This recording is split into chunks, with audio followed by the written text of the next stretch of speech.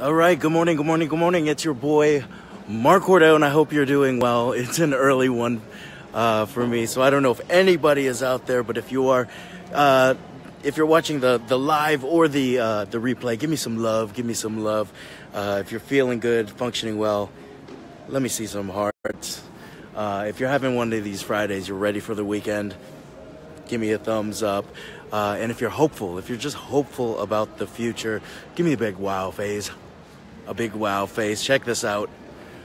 I think we got, oh my gosh, look at those beautiful fish. Look at those beautiful fish. I think those beautiful fish just gave me some wow faces.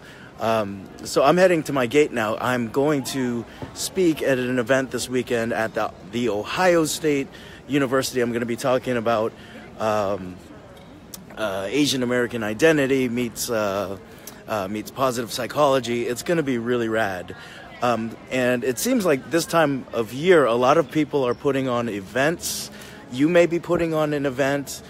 You may be going to events. You may be trying to create sort of bonding experiences like events would do online, like in your Facebook group and stuff like that. Denny, Lori, if you're awake, give me a thumbs up. Let me know you're alive. Denny, good to see you, brother. But for any of you who are putting on events or want to know a little bit more to the secret to creating these amazing events, now's the time to tune in. I pulled something from social psychology that I think can work for any event, any group that you want to create a strong sense of belonging. So I got 4 tips for you this morning. 4 tips. Mendoza, good to see you. Denny, good to see you. The first thing that you should think about doing if you're creating an event, number 1, is creating a sense of membership. Membership is the first one. Phil Collins, good to see you. Now, how do you create membership? Well, social psychology would say that members need to be able to identify other members through in-groups and out-groups. The in-groups are the members. The out-groups are the non-members. So, for example, in a Facebook group, the in-group are the people who belong to the Facebook group. That's simple. In an event, the in-group are the people who are attending the event. Now, ways to strengthen that sense of membership is maybe you want to have certain colors for an event. You want to have signs for an event. I used to put together a retreat at Emory University called Crossroads, and we'd do this. We'd make a big old X with our hands, just to show that that's what Crossroads represented. And anytime you saw another crossroader across campus, you'd make the big old X. That was just a sign of membership. People like inside jokes, T-shirts with different colors, whatever you want to do, but just create a sense of membership. Bill Water is here this morning. Good to see you, Bill Water.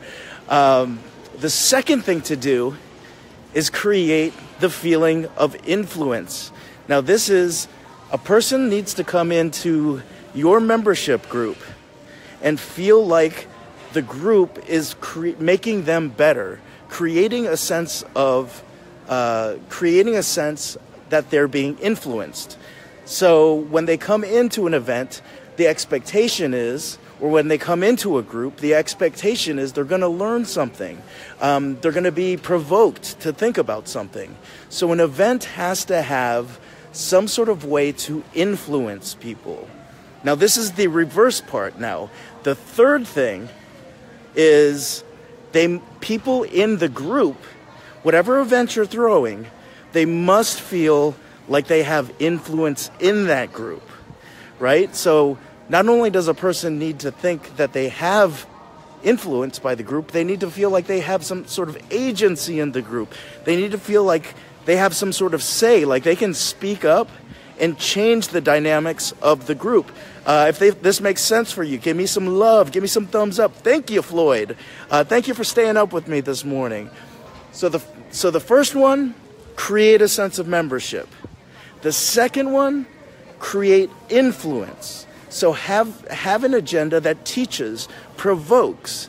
And then the third one, is allow members to have influence. They don't just come and be drones in this event. They don't just come and be drones in your Facebook group. They have to have a say in it. Thank you, Lori. Thank you so much.